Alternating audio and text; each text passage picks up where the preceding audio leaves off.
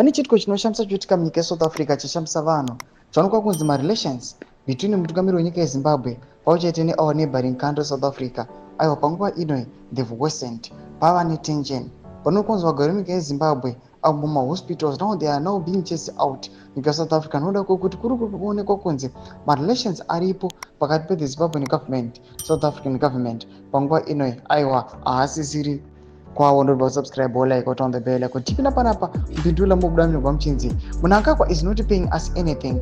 South Africans chase pregnant Zimbabwean from hospital.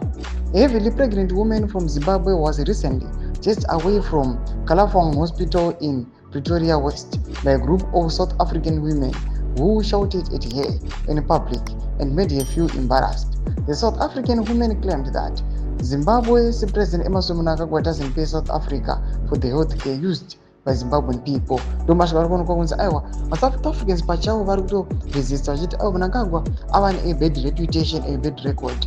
Iri kuonekwa kunzi panguva ino ari kukonzeresa massive suffering and marelations nemamwe manations ari kuonekwa kunzi the Zimbabwean government panguva ino government iri kukanganisa kana pachizvino zvino inganzi iri kubhaiza kuti inongoonekwa kunzi ingoripo panenge pachingomorwa chete. Mukatarisa maissues aiwa amoona 1.1 billion rands maissues ana wiknochivhayo ari kuinvestigatwa right now nethe South African government panonyatsa kuonekwa kunzi ndo panokubatikira the government of Zimbabwe kana pane maissues of corruption. Zvatiri kuona kuti mavoices emunyika yeSouth Africa they are now chasing out mapatients pamwechete macitizens emuZimbabwe zvichinzi aiwa mimi hamungawani health care munyika medu noda kuti your government is not paying us anything.